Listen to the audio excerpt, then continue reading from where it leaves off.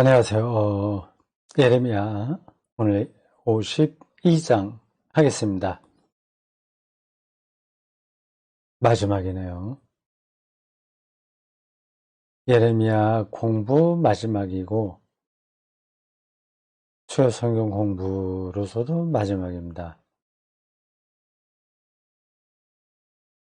모르겠어요. 수요 공부를 다른 방식으로 하게 될 수도 있습니다. 줌으로 가능하죠. 현재 생각하고 있습니다. 어떤 방식으로 수요 공부를 할까. 확정적이지 못해요. 지금과 같은 방식으로 해도 뭐 괜찮긴 합니다.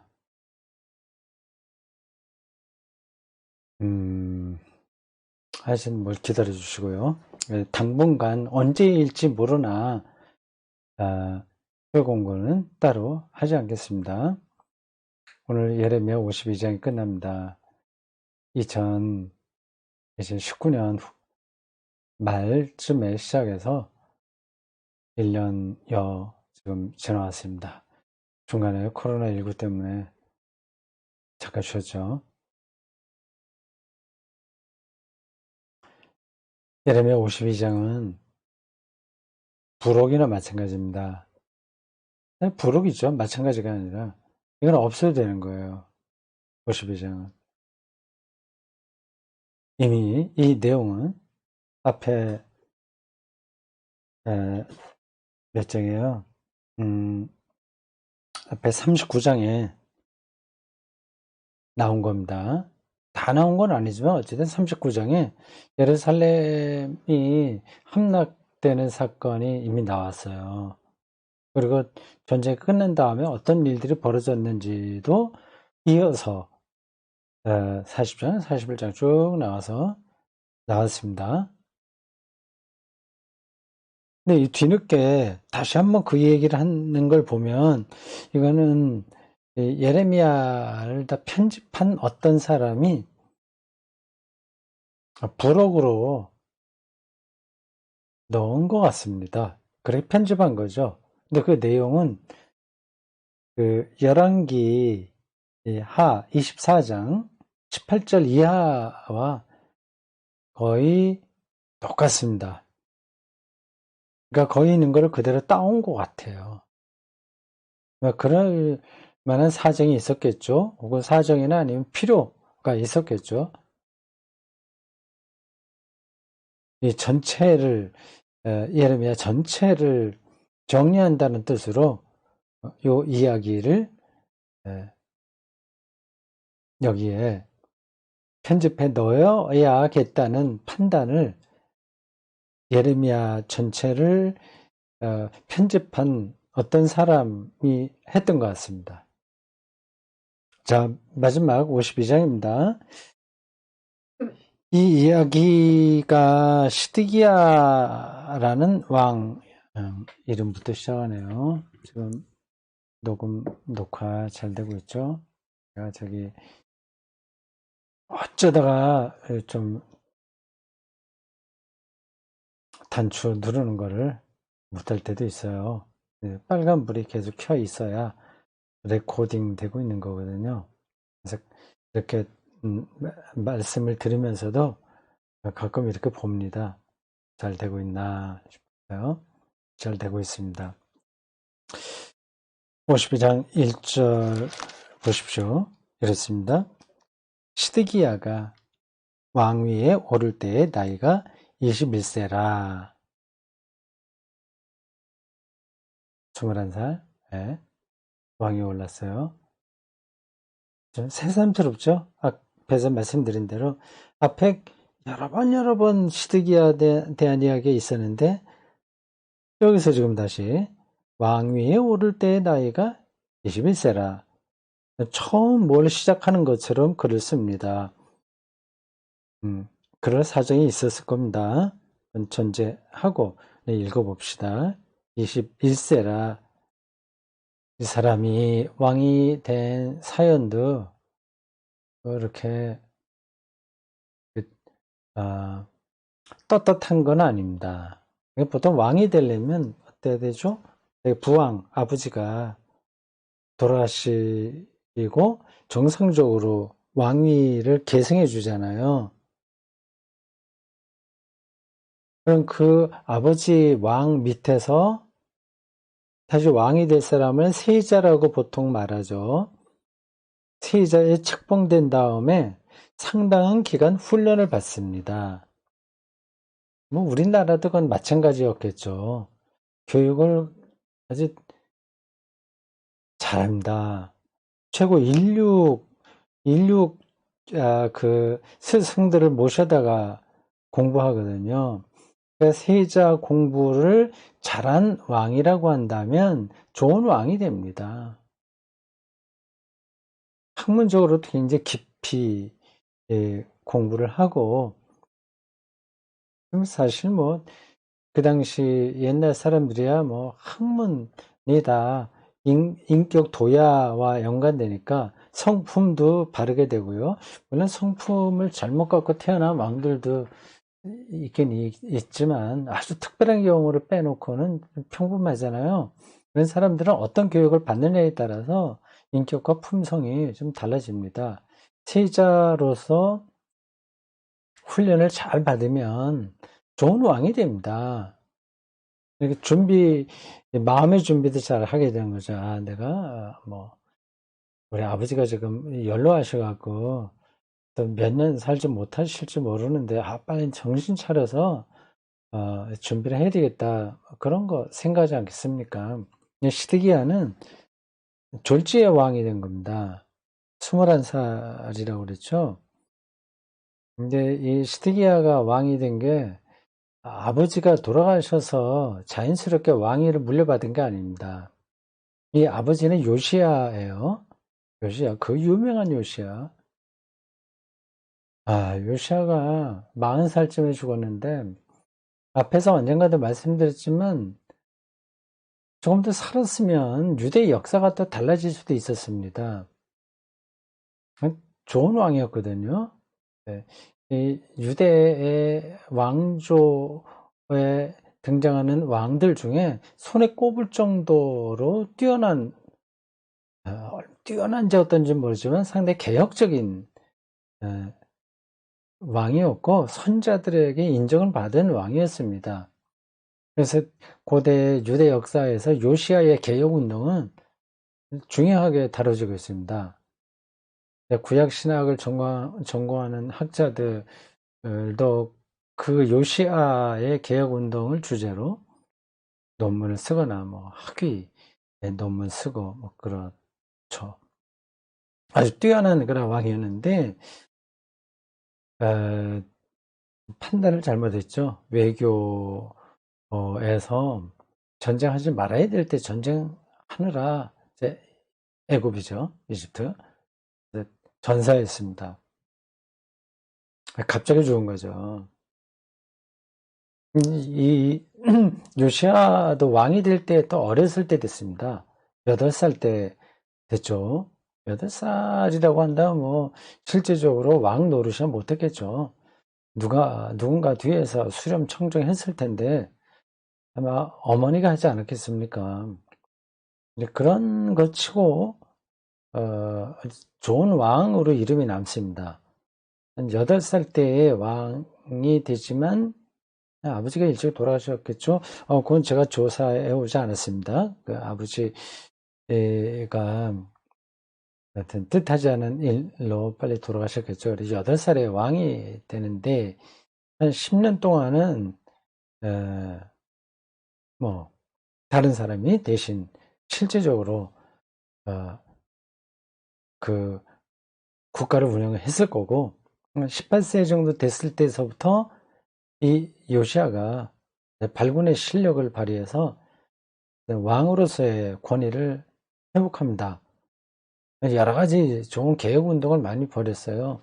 근데 나중에 40살 언저리에서 이집트하고 괜히 전쟁을 하는 바람에 죽었습니다. 갑자기 죽은 거죠. 40살이면 한창인데.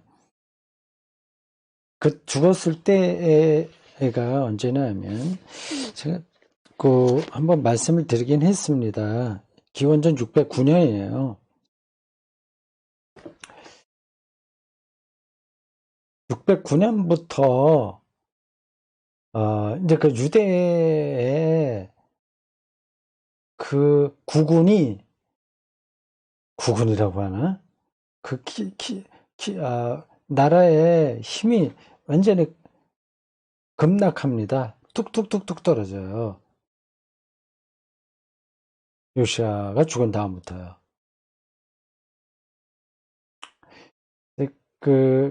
지금 시드기야가 이제 마지막 왕입니다. 아버지가 요시아예요. 그 요시아가 40살쯤 됐을 때 죽었고요. 그때 이어서 이 시드기야가 왕위를 물려받은 게 아니라 이미 앞에 세 왕이 있었습니다. 격동기였기 때문에 왕들이 그 재위 기간이 길지 않았습니다. 그 요시아 뒤를 이어서 왕이 된 사람이 둘째 아들이에요. 요시아의 둘째 아들 여호아하스라고 해서 이 사람 뭐 세 달만 왕위에 있다가 애굽의 포로로 잡혀갔고요. 그 다음에 여호야김이 왕이 됐습니다. 이 사람은 25살 때 됐는데 요시아의 첫째 아들이에요. 요시아가 죽은 다음에 첫째 아들이 아니라 둘째 아들이 왕이 됐다가 애굽이 이제 그걸 지배했으니까 유대를 여호아하스를 하나의 뭐라 그래요? 꼭두각시 왕처럼 세워놨는데 말을 안 들으니 3달 만에 데려가고 에집트로요. 여호야김을 세웠습니다. 이 사람이 첫째 아들이에요. 11년 동안 있었습니다.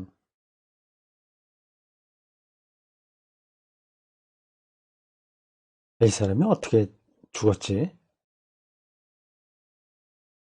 그건 제가 지금 다 알았었는데 또 다시 생각하려니까 정확하게 기억이 나지 않네요. 여호아하스, 그다음에 여호야김, 이 두 사람은 아들들입니다. 그리고 그 여호야김의 아들 여호야긴이 18살 됐을 때 왕위에 올라가는데 이때가 바로 바벨론에 의해서 1차 공격을 받았을 때입니다. 그래서 이 사람이 여호야긴이죠. 이 젊은 친구죠. 18살에 왕위에 올랐으니까 바벨론에 일자로 포로로 잡혀갑니다. 기원전 그러니까 597년이에요. 597년. 이때가 또 중요합니다. 완전히 나라가 망했을 때는 587년이고 597년 이 두 번이 바벨론에 의해서 유대가 공격받은 해입니다. BC 597년과 BC 587년. 보통 이거를 바벨론에 의한 예루살렘 함락이라고 얘기합니다. 바벨론 포로로 잡혀갔죠. 이거는 1차고 이건 2차 공격받은 겁니다. 이때에 더 많은 사람들이 포로로 잡혀갔어요. 이때 여호야김도 잡혀갔습니다. 젊은 친구. 그러니까 볼모로 잡혀간 거죠. 볼모. 그래도 운이 좋았어요. 그건 오늘 52장 요 맨 마지막 단락에서 나옵니다. 그리고 597년에 1차로 공격을 받아서 많은 사람들이 포로로 끌려갔습니다. 이때보다도 더 많이 끌려갔습니다. 그때 기술자들, 예술가들, 학자들 이런 사람들 다 끌려갔습니다. 그리고 여호야김도 끌려갔고요. 그래서 바빌론 느부갓네살 왕이 시드기야를 이제 왕으로 세운 거죠. 이름도 바꾼 거예요. 시드기야로. 원래는 시드기야가 아니라 이름이 뭐예요? 예, 있습니다. 근데 바벨론의 신복이다, 신복 그런 뜻으로 시드기야라는 이름으로 왕이 된 겁니다. 이때 왕이 된 거죠. 이게 다 잡혀갖고. 그 상황을 이야기합니다. 나이가 21세라 예루살렘에서 11년 동안 다스리시니라. 그의 어머니 이름은 하무달이라 림나인 예레미야의 딸이더라. 여기 나오는 예레미야는 이 선지자 예레미야는 아니죠. 아이고 이런 거 많아서 하여튼 복잡하네요.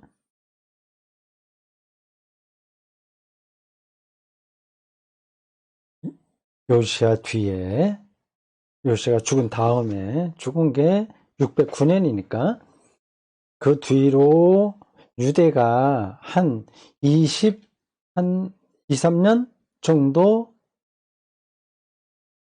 좀 되나요? 한 10, 조금 더 되나? 하여튼 20 몇 년 정도 좀 이렇게 지탱하다가 나라가 이제 망한 겁니다. 그 사이에 이제 4명의 왕이 있었던 거죠. 아하스, 여호야킨, 시드기야 이렇게요. 네 번째 왕인데 이 사람도 요시아의 아들입니다. 이렇게 요시아가 죽은 다음에 왕이 된 사람이 4명인데 3명은 요시아의 아들이고 1명은 손자다. 있습니다. 시드기야가 이제 마지막 왕이에요. 쭉 이제 그 이야기는 그 뒤로 진행되는 이야기는 우리가 예레미야 39장 읽을 때 대충 보았다는 겁니다. 그리고 앞에서 말씀드린 대로 열왕기하 24장 18절 이하에 거의 똑같은 내용이 나옵니다. 전체가 34절까지 있죠. 이거를 세 단락으로 나누면 됩니다.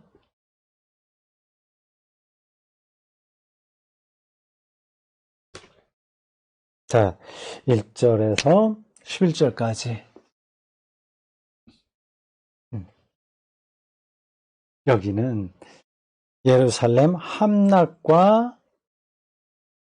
이야기죠. 함락된 거. 끔찍한 일들이 많이 벌어집니다.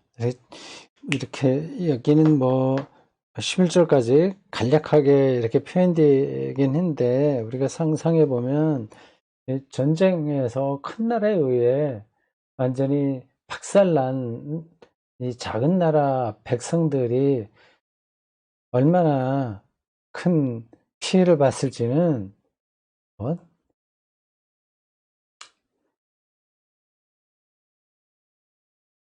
상상을 초월하는 거죠. 끔찍한 장면도 여기도 몇 개 나오긴 합니다. 3절 후반절 보십시오. 시드기야가 바벨론 왕을 배반하니라.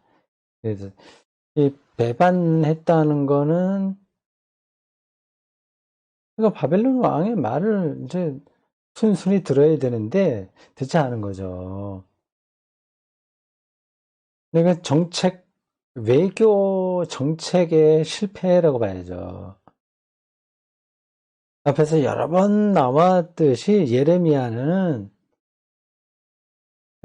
유대 왕들에게 바벨론 말 들어야 된다. 바벨론의 느부갓네살 왕을 너무 두려워하지 말고 그와 가깝게 지내야 된다. 그래서 친 바벨론 정책을 펼쳐야 된다고 주장했습니다. 그 약한 나라는 늘 고래 싸움에 새우등 터진다고요. 근데 외교 정책을 펼치기가 정말 힘든 겁니다. 유대가 그랬거든요. 북쪽에는 바벨론이 있고 남쪽에는 애굽이 있는데 늘 그 틈에서 이제 정책을 어떻게 표현해야 될지 갈피를 잡기 힘들었습니다. 사실 우리도 지금 비슷한 거 아니겠습니까? 지금만이 아니라 계속됐죠. 뭐 중국, 러시아는 좀 머니까. 사실 러시아도 우리하고 국경을 맞대고 있어요. 북한하고요. 조금이지만 그래도 아, 블라디보스톡인가 그런 쪽으로 돼 있죠. 전반적으로 이제 중국하고 있고 실질적으로는 또 우리 남한은 미국하고 연관되어 있고. 그러니까 남북 문제 이것도 우리가 주도적으로 풀어가고 싶어도 잘 되지가 않습니다. 좀 부끄러운기도 하는 거죠. 근데 뭐 부끄럽다고 하는 말로 야 이거 자존심 지켜야지 우리가 멋대로 우리 뜻대로 해보자 그래서 문제가 해결되는 것도 아닙니다. 미국이 마음에 들든지 안 들든지 음, 우리를 좀 괴롭힐 마음만 먹으면 크게 괴롭힐 수 있습니다. 그러니까 우리가 마음대로 못하는 거죠. 약소 국가의 비애라고도 할 수 있습니다. 일단 정말 외교적인 전략 이걸 잘 해야 되죠. 지혜롭게 해야 되죠. 무조건 자존심 세워갖고 밀고 나간다고 해서 해결되는 문제가 아닙니다. 근데 이 시드기야가 그때 정책을 잘못 쓴 겁니다. 이 바벨론보다는 다시 또 이집트, 애국 그쪽에 붙는 게 낫다 판단한 거죠. 그러니까 그뭐 시드기야 혼자서 다 그렇게 판단했겠습니까? 시드기야가 뭐 아직 젊은데 그 사람이 몇 살에 왕이 됐다고 그래요? 뭐 앞에 있는 형들보다는 나이가 더 들어서 됐겠으나 뭐 아니네요. 21살에 됐네 이 사람도. 그러니까 이 시드기야는 그 형제 요시아의 아들들 중에서 굉장히 어렸던 것 같습니다.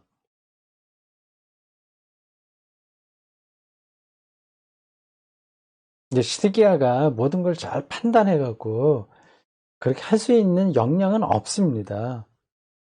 밑에 관료들 얘기를 들어야 되는 거죠. 종합적으로. 근데 그 당시에 그 유대 왕궁에 있었던 관료들은 마침 이집트 정책을 펼친 것 같습니다. 나름대로 다 그 이유가 있었겠죠. 근데 그게 실패한 겁니다.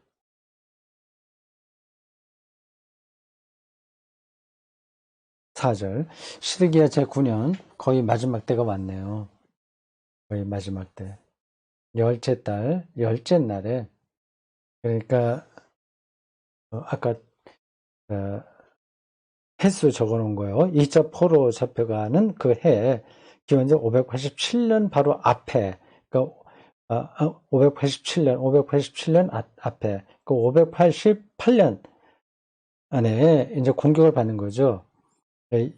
예루살렘 성이 있고 그 옆에 바벨론이 와서 흙으로 굉장히 또 높이 쌓은 것 같습니다. 옛날엔 그렇게 성을 공격 많이 했거든요. 예루살렘 성이 비교적 요새로 돼 있어서 그냥은 공격이 안 되죠. 토성을 쌓아서 공격하는 겁니다. 그래서 1년 동안 포위되었습니다. 5절에 그 나와요. 그 성이 시드기야 왕 제 11년까지 9년부터 11년까지라고 하니까 거의 2년인데 2년은 채 안 되고 1년 반쯤 될 겁니다.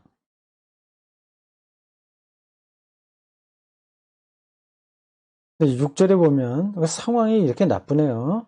성중에 기근이 심하여 그 땅 백성의 양식이 떨어졌더라. 완전히 이 성이 포위당하고 있는 상태인데 그 예루살렘 안에서 농사를 지어봐야 또 얼마나 되겠습니까? 다른 데서 들어와야 되잖아요. 근데 그것도 안 되고 흉년이 들고 하니까 먹을 게 없어요. 그러면 이제 무너지는 거죠. 그래서 결국 이제 다 이제 도망가게 됩니다. 그 도망가는 장면이 7절부터 쭉 나오고 있습니다. 8절에 보면 이렇습니다. 갈대아 군대가 바벨론 군대예요. 그 왕을 뒤쫓아 도망가는 왕. 시드기야가 도망가는 거죠.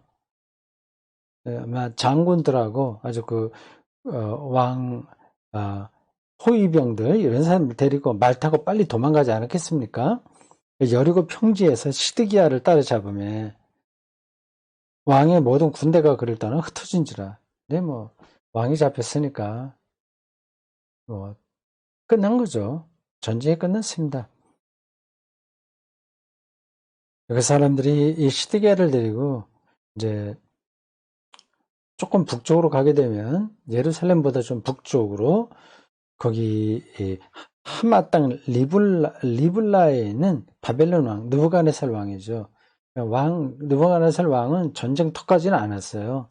한 중간쯤에서 저기 장군을 보내서 군사를 보내서 공격한 거죠. 그래서 이 왕을 잡아서 그 바벨론 왕 앞에 이제 데려간 겁니다.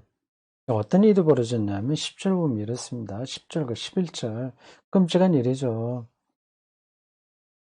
바벨론 왕이 시드기야의 아들들을 그 눈앞에서 죽이고, 시드기야 혼자만이 아니라 자기 아들들, 어리겠죠, 당연히. 이 시드기야가 21살 때에, 그렇죠, 21살 때에 왕이 됐고요. 10년쯤 재위했다고, 11년 재위한 건데, 그러면 한 32, 3살 정도 되지 않았겠습니까? 그러면 아기를 낳았다고 하더라도, 한 18살쯤에 난다면, 10대 중반도 안 됐겠죠? 이 아들들이. 아직 어린 아이들, 5년 정도 된 아이들인데, 왕자죠. 다 죽이고, 시드기야 앞에서 그 아들들 왕자를 다 죽인 겁니다. 이 바벨론 왕이 괘씸하다 생각했을 것 같습니다. 1차 공격해서 항복을 받았고, 그때도 한 번도 말을 안 듣더니, 그래서 여호야긴은 데려갔고, 근데 이 시드기야를 좋게 봐서 왕으로 책봉해 놨는데 말 잘 들으라고 자기를 배신하고 이 이집트 쪽에 쓰니까 괘씸한 거죠. 근데 이렇게 잔인하게 그 왕자들 어린 아이들까지 죽인 거 보면 저 비인간적이다 생각이 들긴 하겠지만 바빌론 느부갓네살 왕의 입장에서는 또 그럴 만하기도 합니다. 이런 문제들을 단호하게 처리하지 않으면 주변의 다른 나라들도 잘 배신할 수 있거든요. 이건 본때를 보이는 거죠.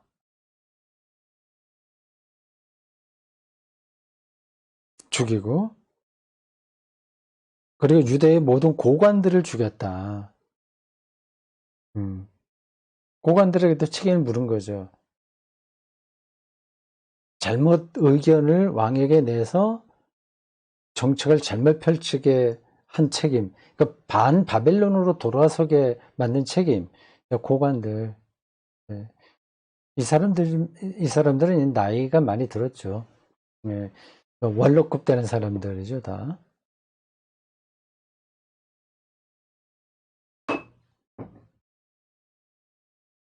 11절 가면, 11절에 이제 더 끔찍합니다. 시드기야의 두 눈을 빼고, 참, 고대의 전쟁이 어땠을지 우리가 알죠. 지금도 전쟁이면 다 잔인합니다. 전쟁은,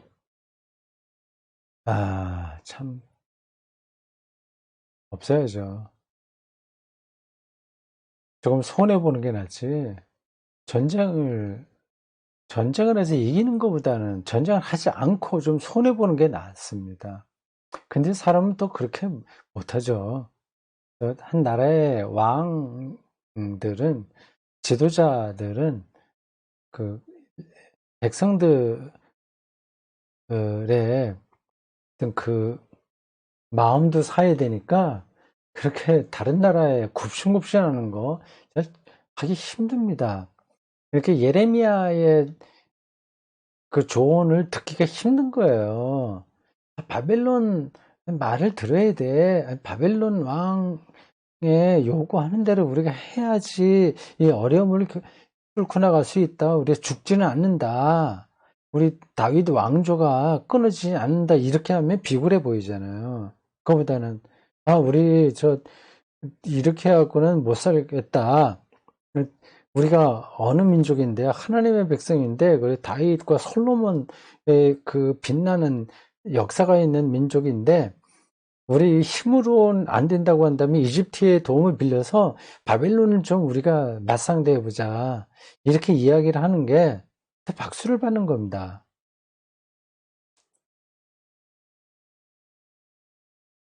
끔찍한 거죠, 전쟁이요. 참 그게 어렵습니다. 옛날만이 아니라 지금도 어렵고요. 특별히 이제 우리는 남북이 분단돼 있어갖고 늘 지금도 뭐 사실은 평화 시대, 평화가 아니죠. 전쟁이 끝난 게 아니잖아요. 종전이 된 게 아니라 휴전만 된 상태라서 사실은 뭐 휴전 그거 금방 깰 수도 있어요. 완전히 종전이 된 게 아니니까. 위태위태하게 우리가 살고 있습니다. 근데 일반 백성들의 마음을 확 잡는 거는 평화주의보다는 뭐예요? 호전적인 겁니다. 어? 그런 얘기들도 어떤 좀 정신 나간 사람들이 하잖아요. 야, 우리가 좀 피해보는 거 각오하고, 북한 우리가 무력으로라도 압도해야 된다. 뭐 이런 식으로 말이죠. 그래서 전쟁을 불사해야 된다. 이런 얘기. 그래야 저 북한이 말을 듣는다 얘기하지 않습니까? 참, 어, 딱한 얘기죠. 현실적인 대안도 되지 못합니다. 근데 북핵 문제가 한창일 때, 누군가, 미국의 대통령 누구였더라. 북한 핵, 실험하는 거기를 공격하려고 그랬습니다. 그러면 이제 남한 북한 전쟁까지도 각오해야 되는 거죠. 미국의 전투력이라고 한다면, 북한이 이건 뭐, 정말 뭐라고 표현해야 됩니까? 정확한 단어가 떠오르지 않네요. 게임이 아예 안 되는 겁니다. 미국은 또 먼 나라에 있고 항공모함 한 척만 온다고 하더라도 그 상대가 안 되죠. 그건 그런데 우리 남한에 살고 있는 사람의 입장에서 본다면 그건 좀 미친 짓입니다. 그러니까 공격하는 거는 공격하는 즉시 이제 그 북한은 장, 장사포인가 뭔가 이 서울이나 뭐 이렇게 가까운데 쏟아붓겠죠. 이건 굉장히 여러 가지 복잡한 문제입니다. 그래서 북한, 김정일 혹은 김정은 정권이 무너진다고 해서 이 통일이 되는 것도 아니거든요. 왜? 지난번에 잠깐 비친 얘기입니다만 그 정권이 거기서 위태로워지고 무너지면 거기 밑에 있는 다른 강요들, 고관들 이런 사람들이 중국 군을 끌어들입니다. 10중 8구. 그러면 이제 북한은 중국의 완전 속국이 되는 거고 우리는 이제 남한 경계선 여기서 살게 되는 거죠. 그러한 상태로 몇백 년 또 갈 수도 있습니다. 이런 강대국 사이에 있는 나라들은 정치를 한다는 게 외교 정책을 한다는 게 쉽지 않습니다. 말이 잠깐 옆으로 나갔네요. 시드기야가 두 눈을 빼고 시드기야의 두 눈을 빼고 노사슬로 그를 결박하여 바벨론 왕이 그를 바벨론으로 끌고 가서 그 죽는 날까지 오게 가두었더라.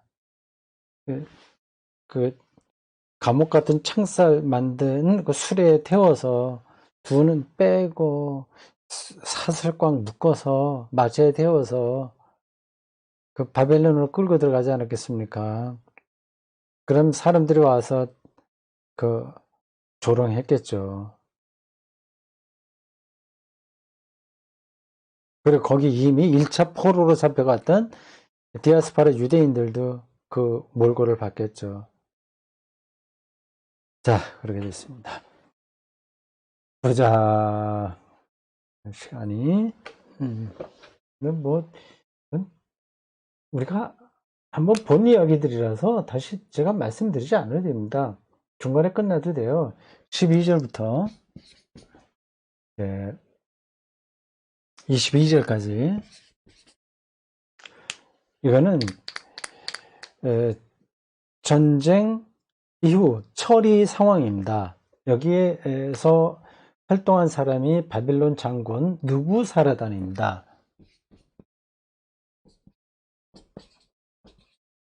뭐 앞에서 여러 번 나왔던 장군이에요. 그가 이 패전국 유대를 어떻게 처리하냐 하는 이야기가 12절부터 22절까지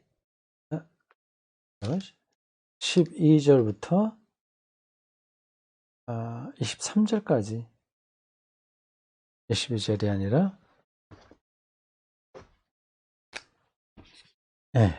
나옵니다. 여기도 끔찍한 이야기들 많이 나와요. 뭐 방화, 예루살렘 뭐 다 태우고 성전 다 허물고 그리고 포로 잡아가고 그리고 귀중품 다 약탈하고 그런 일들입니다. 그럼 앞에서 나왔던 이야기예요. 12절부터 23절까지입니다.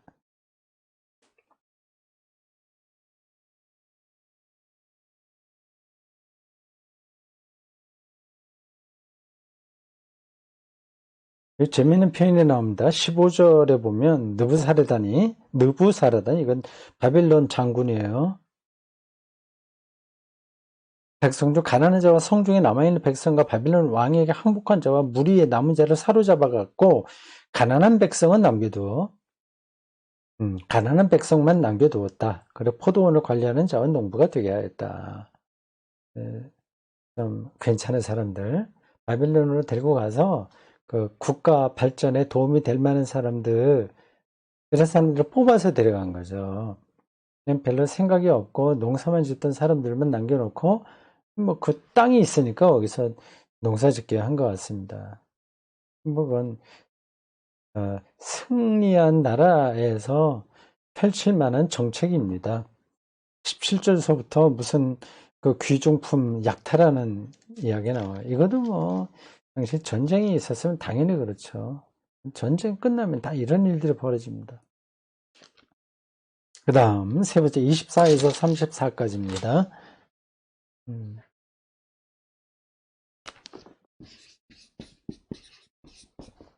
여기는 바벨론 포로로 잡혀가는 과정입니다. 포로, 이건 예루살렘 함락.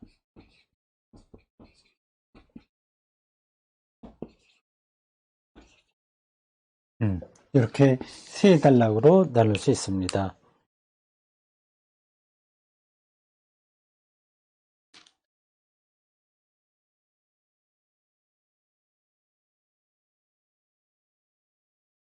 포로로 잡아가면서도 또 끔찍한 일을 저질러요. 26절 보면 이렇습니다. 사령관 느부사라단은 그들을 사로잡아 딥나에 있는 바빌론 왕에게 나아가매. 아까 아까 그 시드기야는 도망가다가 잡혀서 먼저 끌려가서 눈 뽑히고 바벨론으로 호송당했는데, 이제 남아있는 자들 중에서 대표적인 인물들을 바벨론 왕에게 또 데리고 갔습니다. 27절, 바벨론 왕이 하마 땅 림나에서 다 쳐 죽였더라. 끔찍한 일이죠. 이와 같이 유다가 사로잡혀 본국에 떠났더라. 본때를 보이는 거예요. 너희들도 잘못하면 이렇게 죽는다. 그렇게 겁을 주는 거고요. 너희들도 죽어야 되지만 바벨론 왕의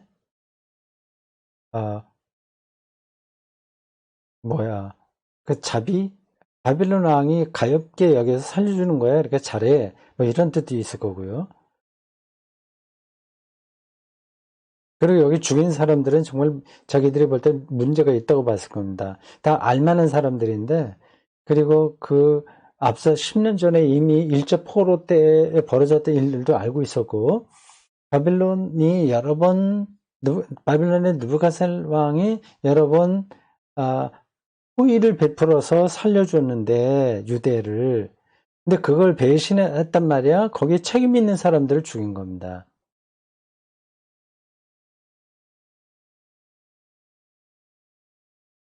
28절부터 뭐 몇 명이 갔냐, 포로로 뭐 그 얘기가 나옵니다. 생각보다 그래 많지는 않죠. 그래서 다 합해서 4,600명 바벨론으로 끌려갔습니다. 뭐 지금 숫자로 보면 작지만 그 당시로서는 많긴 하죠. 근데 1차 포로 잡혀갔을 때보다는 적습니다. 그러니까 그 바벨론에 이미 1차로 상당히 많은 사람이 가 있었고요. 이제 2차로 이제는 유대 왕조가 완전히 망한 거죠. 그래서 이제 이렇게 이 많은 숫자가 끌려갔습니다. 그러니까 바벨론 입장에서는 좋았을 거예요. 전쟁에서 노획물도 많이 있죠. 귀중품 다 뺏었죠. 사람도 데리고 갈 수 있죠. 뭐 저희들은 전쟁을 해서 손해본 거 하나도 없죠. 네, 여기까지입니다. 근데 여기 재밌는 게 31절에서 34절에 나와요. 여호야긴이 나오네요. 여호야긴. 이 사람은 여호야김의 아들로서 한 3달밖에 왕으로 있지 못하고 1차 포로 1차 전쟁 때 끌려간 사람이에요. 18살밖에 되지 않았습니다. 앞에서 말씀드렸어요. 근데 그 여호야김이 사로잡혀 가서 바벨론에 쭉 머물고 있다가 그 느부갓네살 왕의 후계자 다음 왕 몇째 왕인지 모르겠어요. 여기 이름이 이렇습니다. 바벨론의 에윌무로닥 발음하기 힘들어요. 그러니까 느부갓네살 왕이 아니라 에윌무로닥 원년에 즉위 원년에 자기가 왕이 새롭게 됐으니까 좀 새로운 정책 펼친다는 뜻으로 유대에서 벌써 오래전에 잡아온 37년 전이라고 하니까 그러면 이 사람이 여호야긴이 나이가 37에서 18도 하면 어떻게 돼요? 그럼 뭐 50대 중반쯤 되네. 그 사람을 이제 복권시켜 준 거죠. 복권. 감옥에서 풀어주고 그 다음에 대우해주고 평생 동안 왕의 앞에서 먹게 했다. 33절에.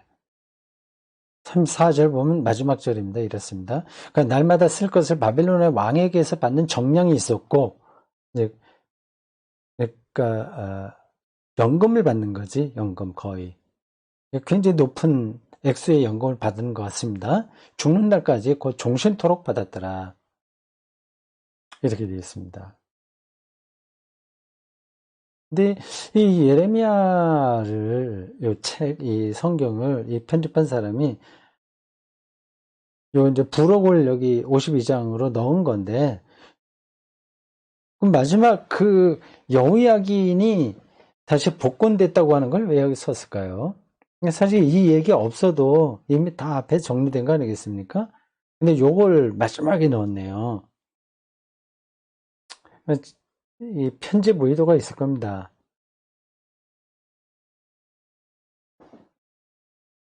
가장 지금 어려운 상황인데 그리고 하나님에게 순종하지 않아서 이러한 운명에 떨어지게 됐는데 그러한 모든 것이 이제 절망적인 상황이라고 하더라도 하나님께서 그 유대 민족을 그냥 내버려두지 않고 건지신다.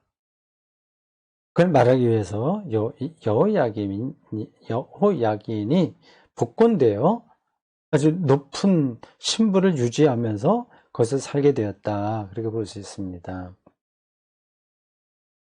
그 말하기 전에 앞서서 요것도 짚을 필요가 있습니다. 이 바벨론의 새로운 왕 에윌 무로닥이 왜 이렇게 뒤늦게 37년 만에 여호야킨을 복권시켰냐 하는 거죠.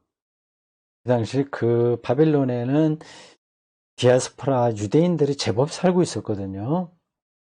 1차, 2차 포로로 잡혀온 사람들이 많습니다. 수만 명 되겠죠. 더 이상 될지도 모릅니다. 근데 그들은 시드기야가 아니라 여호야킨을 실제적인 자기들의 왕으로 생각했습니다. 정통성 있는 왕으로 생각한 거죠. 그 요시야, 그다음에 여호야김, 그리고 아들 여호야킨. 그러니까 여호야킨은 요시야의 손자예요. 근데 시드기야는 좀 이제 정통성이 떨어지는 거로 생각을 한 거죠. 그러니까 거기에 있는 디아스포라 유대인들의 마음을 얻기 위해서라도 이 여호야킨을 복권시켜 주는 게 이 바벨론 왕의 입장에서 볼 때 아주 바른 정책이었던 거죠. 어쨌든 그러한 과정을 통해서 이 예레미야를 편집한 사람의 편집 의도는 하나님께서 자신들의 어떤 예상, 어떤 절망, 희망 그런 것들 뛰어넘어서 통치하신다는 사실을 말하고 싶은 겁니다. 다윗 왕조의 역사가 이 바벨론 지역까지 와서도 여전히 상당한 기간이 흐른 다음에 여호야긴이라는 정통성 있는 왕을 통해서 이어졌다. 네, 그 얘기를 하는 거죠. 그 이야기가 또 구약의 전체 사상인 남은 자와 연관되기도 합니다. 자, 여기까지입니다. 한 1년여 동안 예레미야 공부를 했습니다. 끝났네요. 2021년 1월 20일로 끝났습니다. 여러분들 수고했습니다. 저도 재밌었습니다. 기도하겠습니다. 하나님, 1년여 동안 저희들이 수요일마다 예레미야를 읽고 공부했습니다.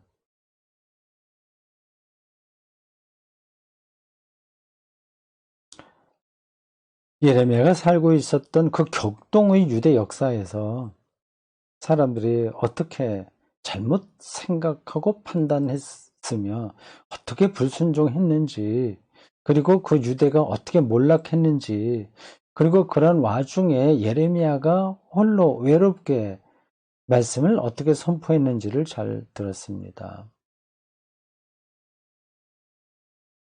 우리는 역사의 우여곡절을 다 모릅니다. 이게 이런 게 좋겠거니 생각했는데 나쁠 수도 있고, 절망적인 상황이라고 생각했던 일들이 또 좋은 열매를 맺을 수도 있고 합니다. 중요한 것은 우리가 그 하나하나 때문에 일비할 게 아니라 하나님의 뜻에 순종하는 삶을 살아가도록 저희를 붙들어 주십시오. 네, 당분간 수요 성경 공부는 쉬고 또 다음을 또 계획하려고 합니다.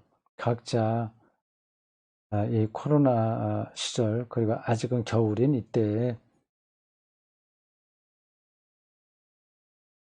2021년 또 이제 한 달 시작한 때에 각자 하나님 안에서 자기의 삶의 몫을 잘 감당하도록 인도해 주십시오. 예수님의 이름으로 기도합니다.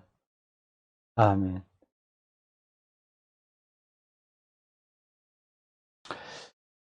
자, 마치겠습니다. 들어가십시오.